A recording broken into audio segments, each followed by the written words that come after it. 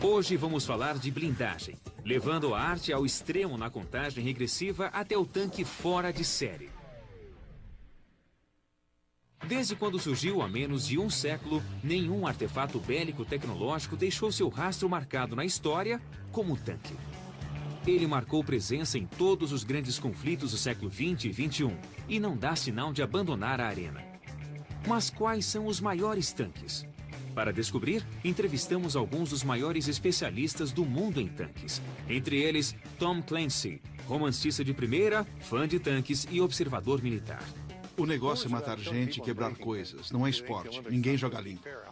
Bruce Dickinson, porta-voz do grupo Iron Maiden e motorista amador de tanque. Após dirigir 18 metros, você só quer parar em Berlim. E o bilionário colecionador de tanques Jack Littlefield. Tenho 220 veículos. 65 deles são tanques. E no outro extremo, os veteranos de guerra. Era como se divertir na lama. E os soldados. Bom, isso é amor. Agora sentem-se e preparem-se. Os 10 tanques fora de série e a tecnologia que os tornou poderosos. Todo mundo sabe como é um tanque. Parece um Sherman. Todo mundo sabe o que ele faz. O mesmo que um Sherman. O tanque fora de série na 10ª posição possui 33 toneladas e é reconhecido através do noticiário, dos gibis e dos filmes de Hollywood. Com certeza o tanque Sherman é um dos melhores tanques já feitos. O Sherman é o tanque que ganhou a Segunda Guerra para os aliados. No total, quase 50.000 Shermans foram feitos. E o programa reuniu um dos sobreviventes e 3 veteranos para quem o Sherman se tornou um lar durante a guerra. Porque durante a campanha dos aliados na Normandia, quando esses homens ainda eram adolescentes, eles confiaram suas vidas à tecnologia de ponta do Sherman. Não dirijo um desses há 60 anos, mas quero tentar. Sou Brian Carpenter. Já dirigi um tanque Sherman. E aí em cima? Tudo bem, Brian. E aí embaixo? Tudo bem. Sou Nubby Clark, fui artilheiro. Sou Sven Taut, comandei um desses tanques Sherman.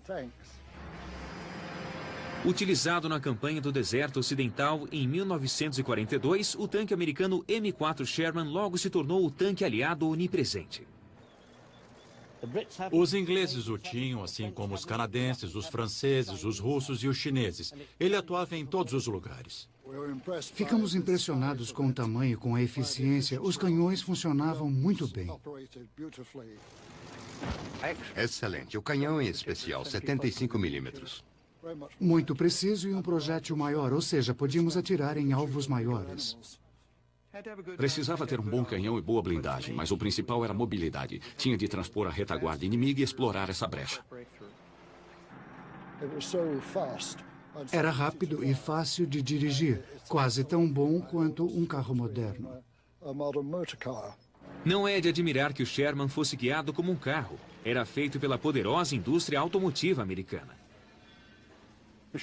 O design do tanque Sherman se impôs por causa da produção. Os aliados achavam que tínhamos de fabricar o eixo, então eram produzidos pela Baldwin Locomotive Works, pela General Motors, pela Pacific Car and Foundry. Foram produzidos em grande quantidade. Para cada tanque alemão, os americanos entregavam cerca de 10 Shermans. O design do Sherman era o de um tanque universal para ser usado por um exército de cidadãos. Precisava ser dirigido por alguém que soubesse conduzir um trator ou guiar um caminhão. E ninguém era mais inexperiente que Brian Carpenter, um universitário antes de se tornar motorista de tanque. Havia 2 alavancas de direção entre os joelhos.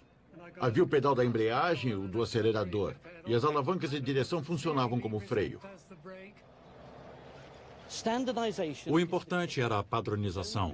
A única diferença estava nos motores. Este outro similar tinha um radiador de 9 cilindros refrigerado a ar, um motor de avião. Não achava que um motor Arrow fosse adequado a um veículo lento como um tanque. Mas tudo era reduzido. Em velocidade lenta, em primeira, ele só fazia 3 km por hora. Em velocidade máxima, na 5ª marcha, alcançava 35 km por hora. Mas precisava estar numa estrada lisa e nivelada. Numa encosta, a situação mudava.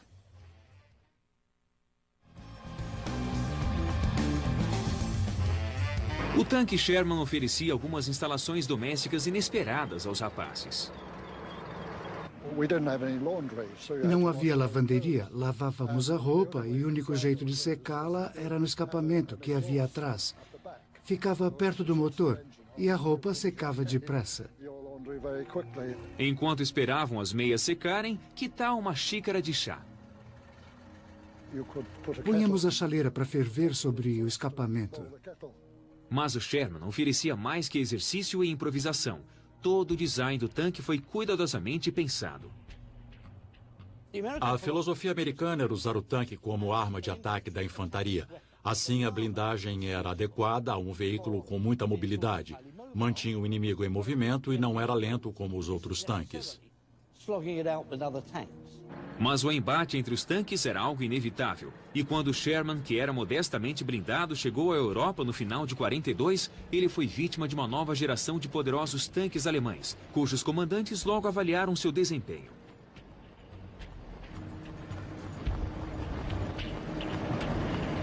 Eu os vi pela primeira vez no fronte ocidental. Não era um páreo para nós. A blindagem fina era um alvo fácil. Era simples penetrá-la. A 1000 metros de distância, o tiro penetrava no tanque. Uma má notícia para o Sherman, mas isso era só a metade.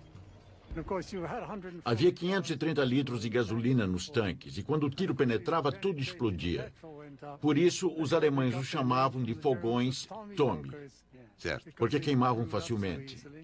Mas apesar de todos os defeitos, no fim, foi o design original do Sherman que se mostrou decisivo. Se fizermos uma retrospectiva da Segunda Guerra, é óbvio que o tanque que é feito em massa vai vencer a guerra, não importa o lado. Quando encontrávamos os alemães, eles não vinham sozinhos. Haviam muitos deles e não tínhamos chance.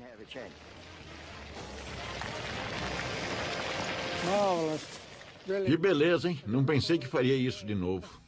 É a arte de unir elementos que faz ou arrebenta um tanque. E todos os 9 restantes se viram em situações difíceis. A seguir, o tanque estiloso que saltou direto da prancheta para as selvas do sudeste da Ásia. O tanque Sheridan foi feito visando seu transporte aéreo. Um tanque leve que vai para qualquer lugar no fim de semana. Número 9. Durante décadas, o sonho dos projetistas foi desenvolver um tanque leve, fácil de ser transportado, mas com poder de fogo de um grande tanque de batalha. Esse veículo era único porque tinha mais poder de fogo que qualquer outro. Ele podia ser jogado de um avião. O avião de transporte voa sobre o solo a cerca de 160 km por hora, a alguns metros do chão. O equipamento remove o tanque que cai no solo. Dá medo olhar. Essa máquina será jogada numa parte distante do mundo para lutar numa guerra colonial. E nos Estados Unidos, dos anos 70, só podia ser um lugar, o Vietnã. Eu fazia parte da unidade da cavalaria. Vasculhávamos e destruíamos. Botávamos para quebrar. Quem melhor para nos informar sobre o Sheridan que 2 caras que vivenciaram o Vietnã do interior do tanque multitalentoso? A primeira impressão foi muito positiva. Ele fazia várias coisas legais. Podia ser jogado de um avião e flutuava. Tudo o que víamos da janela era água e peixes.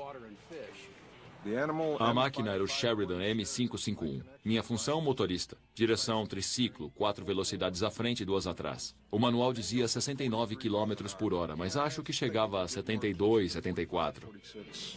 O incrível desempenho cross-country do Sheridan se devia a uma coisa: blindagem leve. Tudo no tanque é controlado.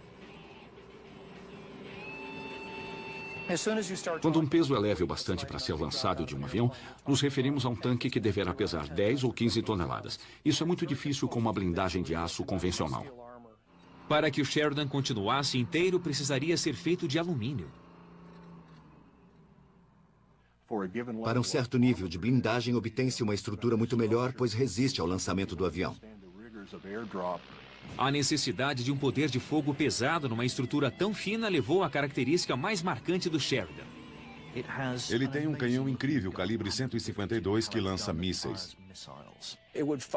O míssil seguia um raio infravermelho, talvez similar a um raio laser atualmente. Saía do cano e você jurava que ia atingir o solo, mas serpenteava e nunca errava o alvo. O mesmo cano grosso também era usado para disparar tiros convencionais, algo emocionante no Sheridan ultraleve. Pesava 17 toneladas. Quando você disparava, era algo infernal. Erguia toda a frente do tanque. Precisava usar capacete porque a cabeça batia na torre. Era um coice. Mas o rebote causava mais que uma dor de cabeça. Ao disparar os tiros convencionais, o rebote afetava os sistemas elétricos que disparavam o míssil. Além do sistema de mísseis afetado, outro problema em potencial era que a blindagem de alumínio não oferecia muita proteção contra nada. E o Sheridan levava muita munição. O motorista ficava cercado por munição dos dois lados. Ficava tudo empilhado no chão. Era proibido fumar dentro do tanque. Não podia haver fagulhas perto da munição ou perderia a sua casa. O veículo era uma espécie de canivete suíço. Fazia tudo mais ou menos direito, mas nada realmente bem.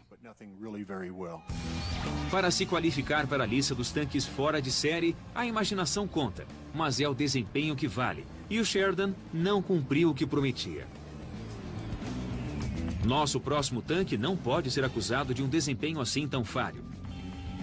Desde o início da Segunda Guerra Mundial, a Alemanha demonstrou uma superioridade técnica implacável e uma excelência em engenharia na batalha entre tanques. Os nazistas criaram uma força blindada para a qual os aliados não tinham resposta e se esforçaram para ficar um passo à frente. Em 1943, a tecnologia dos tanques alemães encontrou sua expressão máxima no Panther, que ocupa a 8ª posição. Este é o último Panther que continua em atividade no mundo.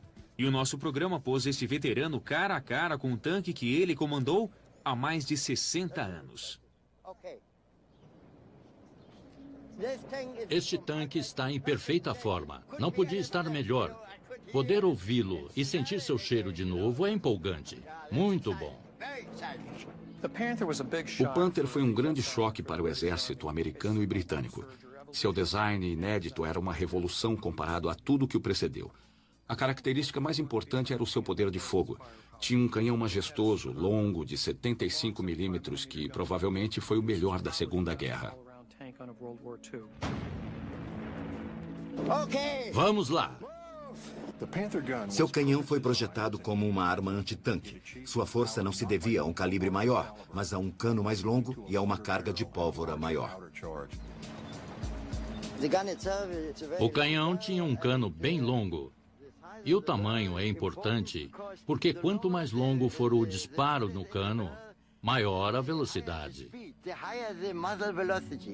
Como os demais comandantes de Panther, Wolfgang Sterner ficou impressionado com a incrível potência do canhão. Com ele, você conseguia destruir um tanque inimigo a 2.000 metros, sem nenhum problema, qualquer tanque. O projeto original do Panther surgiu em função das experiências da Alemanha no fronte oriental. Em 1941, as táticas dos tanques alemães ruíram quando eles encontraram uma nova linhagem de tanques russos e ficaram horrorizados ao ver que eram bem melhores que os deles. Sem nenhum pudor, a reação alemã ante o novo inimigo foi copiá-lo, e a primeira coisa que surrupiou foi sua blindagem em declive. Esse foi o primeiro tanque que tivemos na Alemanha com uma blindagem inclinada.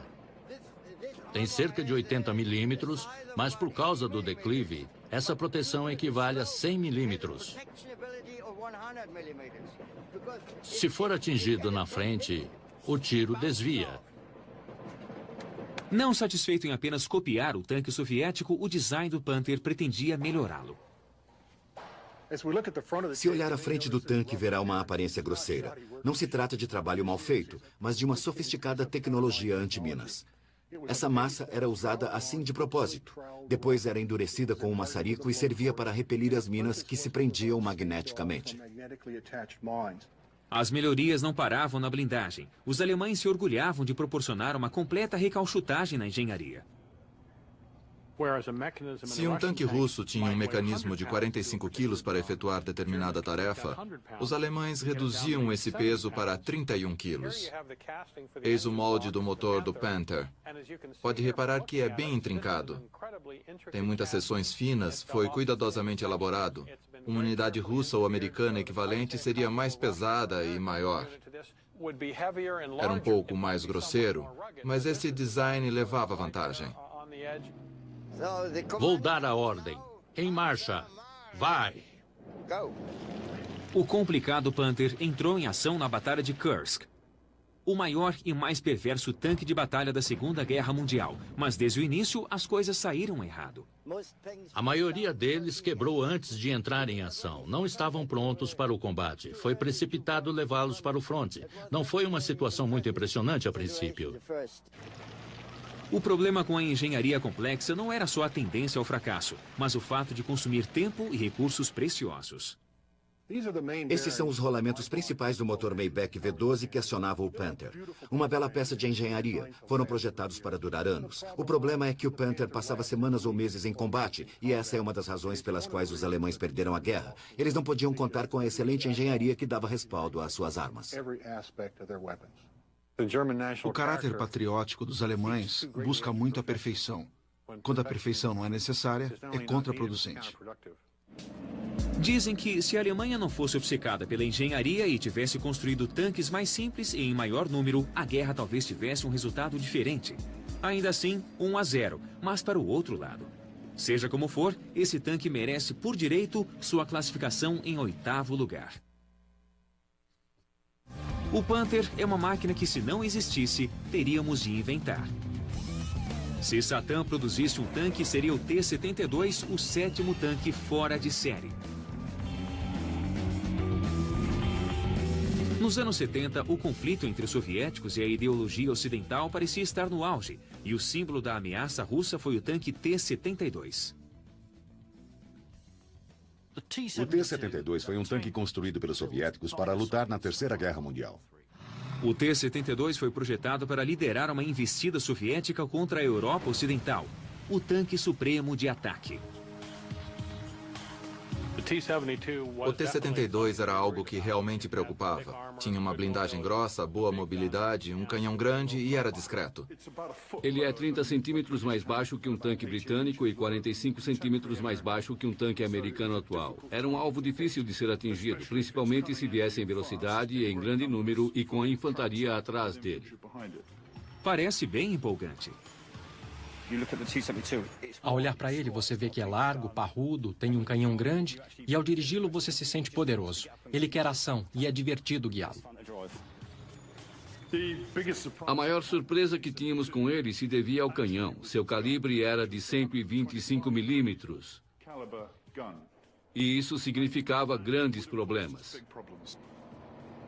O cano soviético era 5 milímetros mais largo que os canos ocidentais, o que significava projéteis maiores e mais penetração na blindagem. Mas o que revolucionou foi o fato de os projéteis serem carregados automaticamente. A parte de trás do canhão está acoplada a um carregador automático. A munição vem através dessas saliências no piso e fica nesta posição. O soquete sai de trás da torre e empurra a munição. O carregador automático dispensa um soldado e, com isso, pode-se reduzir o tamanho do tanque, que se torna um alvo difícil de atingir. Remover um membro da guarnição reduzia imediatamente o peso do tanque em cerca de 12 toneladas, o peso da blindagem necessária para proteger esse soldado. Isso aumentava a velocidade e a maniabilidade dos tanques, mas o T-72 foi além. Encolheu o interior de modo que até os membros restantes precisassem ser especialmente selecionados. Se você tivesse mais de 1,60 m, minha mulher é mais alta que isso. Não cabia no T-72. Ali só entrava baixinho. O T-72 se adequava perfeitamente ao estereótipo ocidental do tanque soviético. Uma máquina de matar brutalmente eficiente. Mas será que o T-72 era de fato tudo o que diziam? Os oficiais de inteligência ficaram apavorados. Olhavam o armamento soviético e diziam: "Ah, minha nossa, os russos finalmente conseguiram. É a coisa mais mortal que existe. Levaremos a pior se tivermos de enfrentá-lo. Era uma armadilha letal, como tudo que os russos já construíram." Para começar, há o carregador automático. Ele feria quem lidava com a munição.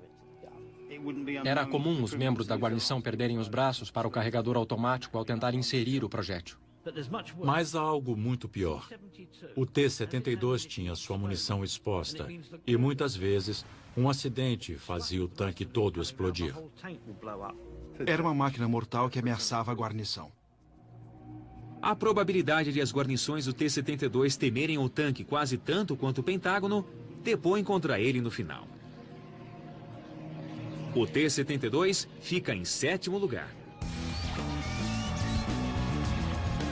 Enquanto a destruição mútua deixava todos tristes nos dois lados da cortina de ferro, os suecos tentavam achar um jeito de mudar a imagem do tanque e torná-lo um instrumento da paz. O tanque S aparece como o 6º tanque fora de série, a opção dos pacifistas. Quando os especialistas o viram pela primeira vez, não quiseram acreditar. O tanque S surpreendeu todo mundo. Era bem diferente do tanque convencional. Deixou muita gente de queixo caído até aprenderem a aceitá-lo. O tanque S é uma das ideias mais tolas que já surgiu nos últimos 50 anos. Ele nos fez repensar sobre os tanques e sua essência. Com seu canhão sem torre, a grade protetora, motores duplos e a chapa metálica embutida, o tanque S é simplesmente único e sua audácia surpreendeu até os suecos. Fiquei surpreso quando o vi pela primeira vez, porque nunca vira algo assim. Fui o primeiro soldado do exército sueco no tanque S em 62.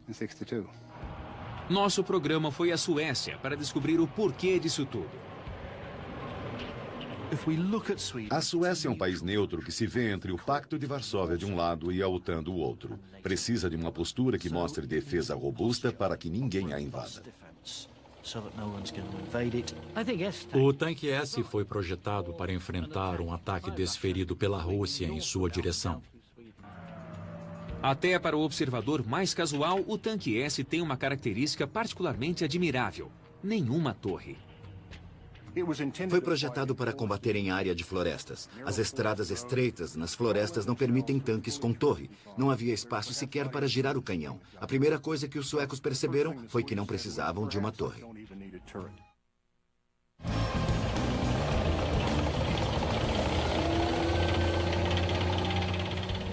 A ausência de torre deixa o tanque S com pouco mais de 2 metros de altura. Muito útil se a tática principal é a dissimulação. Um tanque S tem a habilidade de se enterrar no buraco. A única coisa que se vê é o cano do canhão e quase mais nada. Foi projetado para atirar e fugir. Sob o assédio dos tanques inimigos, ele pode atingir alguns, fugir na direção oposta e voltar a se enterrar. Sob condições de batalha, o tanque S era inviolável.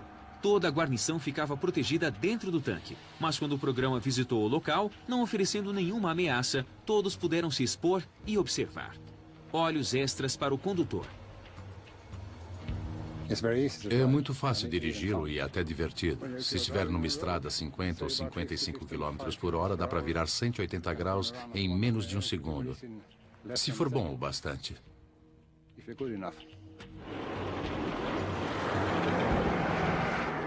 Parece mais o interior de um avião de combate, porque você usa os controles num console. Tudo na ponta dos dedos. Mas o melhor do tanque S é a sua arma principal, o canhão fixo. O problema com o canhão fixo é que você precisa girar todo o tanque para atirar. Era preciso manobrar toda a estrutura da mesma forma que um piloto de bombardeio manobra todo o avião. A inovação do design era uma suspensão hidropneumática controlável. Ela permitia o controle de tal forma e com tal precisão que o tanque podia mirar sem problema. Para posicionar o canhão, o primeiro e o quarto par de rodas se deslocam. Com a extensão da esteira fixa, o tanque se inclina para cima e para baixo. Aqui dá para ver a parte ligada à primeira roda. Ela se desloca ao movermos o casco. O elegante e sofisticado tanque S foi condenado pelo mundo militar. Eles o adoravam, mas ninguém o comprava. Servia para combater o exército russo em terreno sueco, usando táticas bélicas suecas. Era tão adequado a essa missão que não servia para mais ninguém no mundo.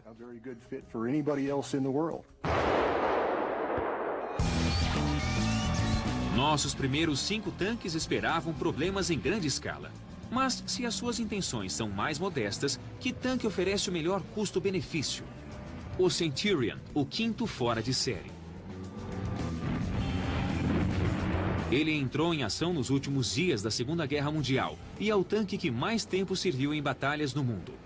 O favorito dos exércitos em guerras de baixo orçamento. Do início dos anos 50 até a virada do século, você via o Centurion numa batalha em algum lugar. Foi o melhor tanque do mundo durante uns 15 anos. O coronel John Gilman passou toda a sua carreira desenvolvendo os tanques britânicos, e o Centurion foi seu primeiro amor. Quando entrei no regimento em 1968, meu primeiro veículo foi um Centurion Mark 62, parecido com este aqui. E eu o dirigi por 5.600 quilômetros, que é uma distância e tanto. E o coronel Gilman sabe melhor que ninguém que a chave para o sucesso de qualquer tanque está na manutenção feita no campo de batalha. A guarnição pode fazer a manutenção desse veículo no campo de ação. Todo o veículo foi projetado para que a guarnição só precise de 2 chaves inglesas, uma pequena e outra bem maior para ajustar a esteira.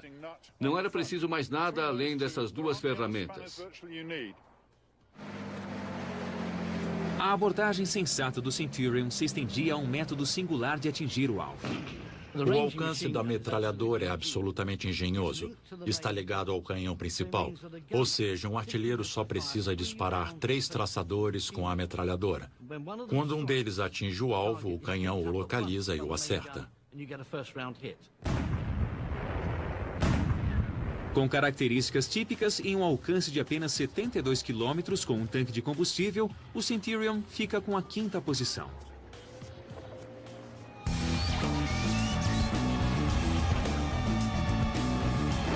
Em 1970, ao se ver sem amigos no mundo e cercados por vizinhos enfurecidos, as forças de defesa israelenses decidiram criar seu próprio tanque.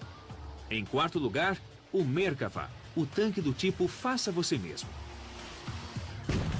Das colinas de Golan até a faixa urbanizada de Gaza, Israel enfrenta uma série de exigências defensivas.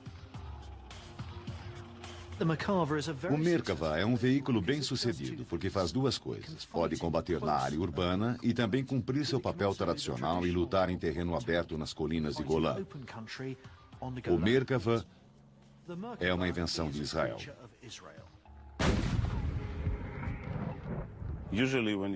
Geralmente, ao projetar um tanque, devemos considerar o poder de fogo, a proteção e a maniabilidade. No nosso caso, proteção e sobrevivência são as coisas mais importantes. A sobrevivência é uma grande questão para um país com uma população menor que a de Londres e um exército composto por homens e mulheres.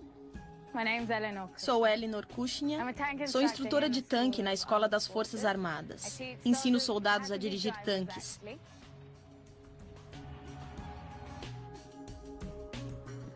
Essa é a minha parte favorita do tanque, a unidade de potência. O motor e a transmissão juntos na frente do tanque. É por isso que se chama Merkava. Em hebreu quer dizer carruagem. Como os cavalos na frente de uma carruagem são sua unidade de potência, o motor e a transmissão são a unidade de potência do tanque. Se um projétil atinge o tanque, acerta a unidade e não os que trabalham dentro dele. O condutor que ficaria sentado aqui se desloca para o lado. Não quero me sentar bem na frente, onde um projétil pode me atingir. Prefiro sentar do lado. Fico protegida. Do contrário, seria atingida. Tenho todo o deserto para mim quando dirijo um tanque. É uma sensação incrível. Dá para ir bem depressa nesse monstro. É poderoso. Uma das coisas que tornava o Merkava tão incomum era o fato de estar num estado contínuo de evolução, reagindo às exigências singulares do exército israelense. Pela minha experiência, há muitas inovações para adequar o tanque e a suspensão a áreas como as colinas de Golã, que são muito rochosas. A suspensão de molas em espiral do Merkava aumentou sua eficiência, permitindo que as molas se separem completamente da engrenagem rolante ao passar por uma elevação. O braço da roda não está ligado à mola. Ele desce por causa da gravidade e se desconecta. O tanque se apoia sobre o braço da suspensão. Isso torna o passeio bem mais agradável. O tanque foi desenvolvido numa situação de combate. Isso é excepcional. Todas as lições aprendidas no campo de batalha são consideradas enquanto o projeto se desenvolve. O ponto vulnerável do tanque fica na junção com o casco. Se um projétil atingir essas correntes, elas mudam todo o seu curso para que não atinja a parte mais vulnerável do tanque. Um tanque sem a torre ou o casco não vale nada. E sem o motor na frente, há espaço atrás para os amigos. Ele pode levar uma parte da infantaria atrás. Isso o torna único entre os tanques. Temos um veículo blindado que transporta soldados e um tanque numa coisa só. Não conheço outro tanque tão versátil assim. Então, por que não são usados nos desertos e ruas em zonas de conflito pelo mundo? Ele foi projetado para ser usado em Israel e não para ser transportado pelo ar. É um veículo grande e pesado, ideal para Israel. Mas para uma força expedicionária é muito grande e pesado. Algumas pessoas discordam. Esse é o melhor tanque do mundo. Nada o detém. Ele vai em frente e quando encontra um alvo, eu não iria querer estar lá naquele lugar. Não vou discutir. Nosso tanque fora de série número 3 não apenas passou por uma prancheta. O T-34 mudou tudo. Este foi o melhor tanque da Segunda Guerra Mundial. Foi uma daquelas inovações do design que só ocorre uma vez na vida. O T-34 é o tanque que venceu a Grande Guerra Patriótica para a União Soviética. Ele incorporou inovação, mas com o mais baixo denominador comum. Seu design rústico e simples permite a produção em massa. Segundo a essência da filosofia militar russa, um camponês devia poder entrar num deles e conduzi-lo sem problema. Eu sou praticamente um camponês. Ah, não! Nosso programa resolveu testar a reputação do T-34 dando um passeio com o astro do rock Bruce Dickinson em sua própria donzela de ferro. O que adoro nos tanques é o fato de combater individualmente, quase como um piloto de bombardeiro, só que em terra. As qualidades do tanque T-34 começam com sua forma característica. O T-34 inventou a blindagem em declive, que, por sua vez, afetou outras partes do design. Uma das inovações do T-34 foi o armamento. Usava um canhão de 76 milímetros numa época em que a maioria dos tanques tinha canhões bem menores. A ideia era ter um armamento suficiente para derrotar um tanque tão bem blindado quanto ele. A grossa torre fundida é uma construção bem simples. Foi moldada e, em época de guerra, não precisava ser bonita. Se funciona, use e mate gente. As qualidades extraordinárias do T-34 foram exigidas quando a Alemanha tentou ir para o leste em 1941. No longo e sangrento confronto no fronte oriental, o T-34 foi reconhecido como o principal tanque de sua época. O T-34 foi o melhor tanque daquela época. Foi a mistura ideal de proteção blindada, poder de fogo e maniabilidade em terreno acidentado. Foi o melhor de todos. Os demais ficavam bem atrás. O que movimenta esse veículo é um V12 a diesel, um antigo motor de avião da Primeira Guerra. 6 cilindros à esquerda, 6 à direita e a bomba injetora de combustível entre eles. Bem simples, um peso bem leve, de manutenção muito fácil. Foram construídos a partir dos anos 20 até hoje.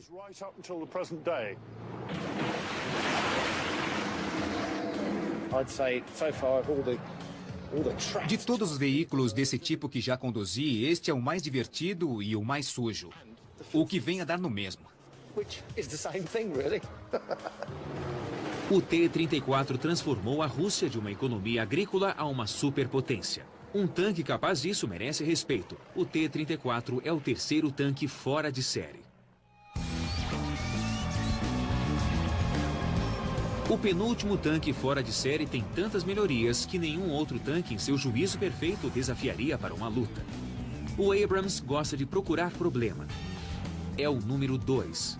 O tanque é grande, bem protegido, extremamente veloz e tem um ótimo canhão. Tem uma tecnologia surpreendente. Dá medo pensar no quanto supera os tanques que existiam na geração anterior. Um único Abrams pode enfrentar um ou mais tanques no campo de batalha e ainda vencer. O M1 Abrams é o Rolls-Royce dos tanques modernos. Ele apoiou os americanos em várias guerras. Fui atingido na lateral, na frente e na traseira. Fui atingido bem aqui nesta área. Entramos em Bagdá sabendo que podíamos ser atingidos por cima. Fomos atingidos por metralhadoras e granadas impulsionadas por foguete. Essas granadas foram projetadas para destruir veículos. Tais granadas são armas tremendamente destruidoras, capazes de perfurar 75 centímetros de blindagem de aço. Mas o tanque Abrams é revestido por uma nova geração de blindagem laminada, leve e capaz de lidar com essas granadas. Sua composição ultra-secreta salvou a vida do tenente Montgomery. O primeiro tiro acertou bem aqui. E explodiu. Destruiu a metralhadora calibre 50 e toda a munição que eu tinha. Eu estava bem aqui. A escotilha estava quase fechada quando houve a explosão. O tanque fez exatamente o que devia fazer, absorveu o impacto. Foi um bom tiro, mas foi a última coisa que fez. O tanque atrás de mim o acertou. Mas o Abrams é muito mais que uma concha blindada. Ele foi projetado para proteger os amigos e repelir os inimigos. Tem um poder de fogo impressionante. Teoricamente, em menos de 5 minutos, pode dizimar um batalhão inteiro do inimigo. Quem desloca o Abrams de 68 toneladas é um motor a jato de 1.500 cavalos. Se tirar o regulador do motor, ele ultrapassa 112 km por hora. Depois que você entra nele, leva alguns segundos para embalar, mas depois nada irá detê-lo, até você pisar no freio.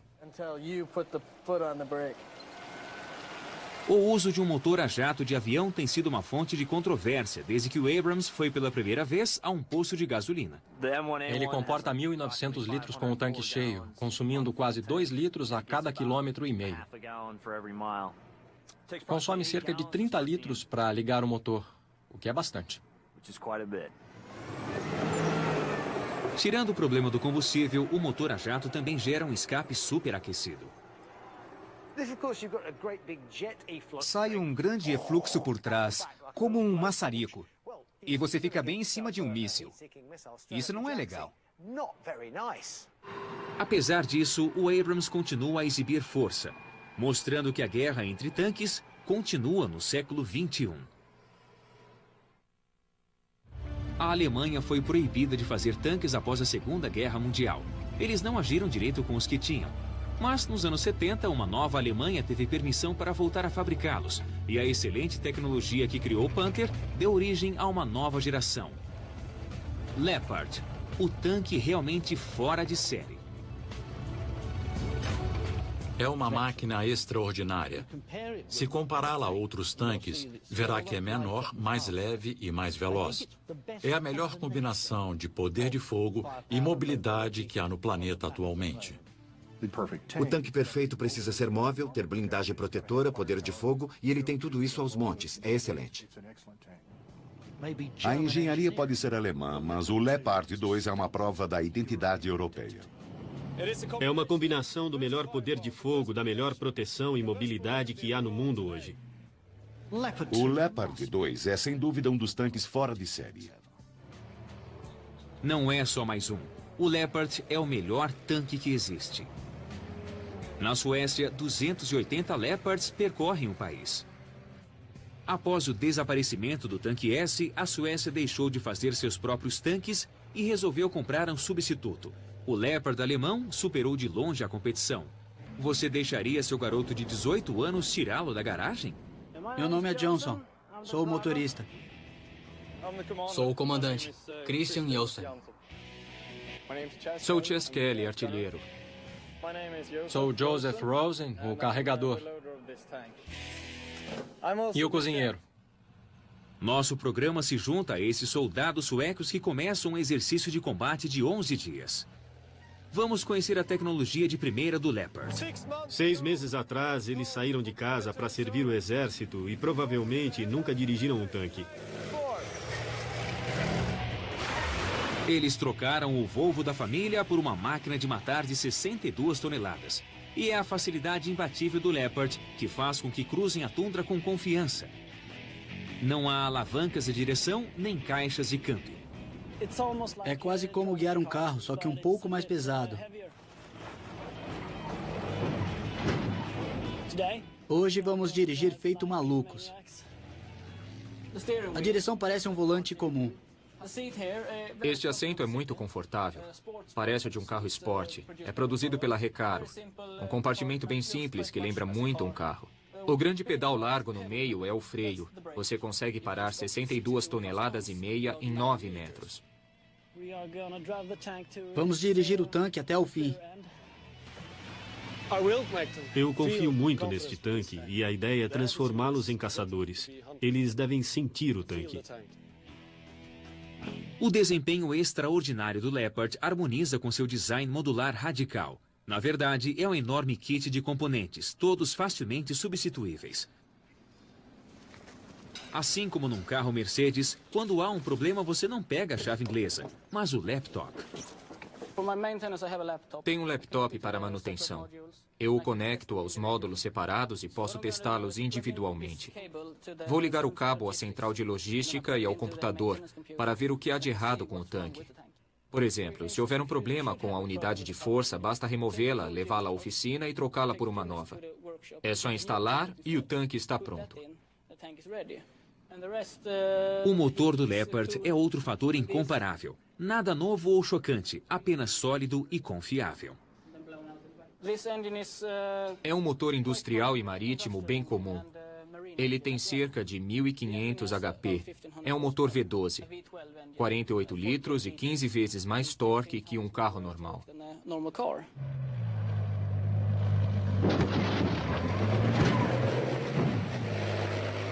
Se acha que tratar o Leopard como uma prancha de skate gigante vai estourar o tanque, relaxe. O Leopard é um dos poucos tanques no mundo que vem com garantia de fábrica.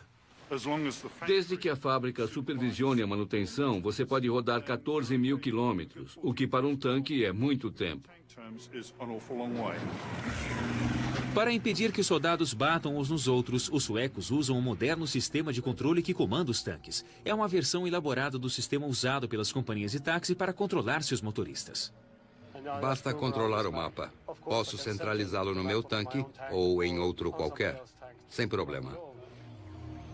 São inovações como essa que mantêm o Leopard um passo à frente dos demais. Ao conservar a maioria das informações nas telas e fora do sistema de rádio normal, eles podem concentrar a conversa pelo rádio nas coisas importantes. Quase 100% da conversa pelo rádio agora diz respeito ao inimigo. E deve ser assim. Nossa tarefa é achar o inimigo e matá-lo.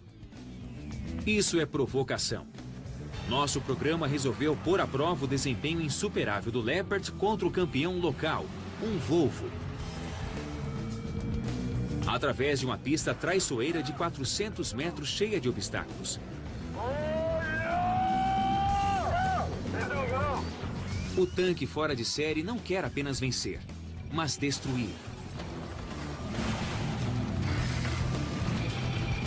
Aí está, os 10 tanques fora de série. Cada um com sua própria personalidade, mas compartilhando a mesma intenção implacável. Quando cruzou a terra de ninguém, a cavalaria de ferro criou a guerra mecanizada. O tanque se tornou a cara da guerra. Tenha medo, muito medo. Versão brasileira, DPN Santos.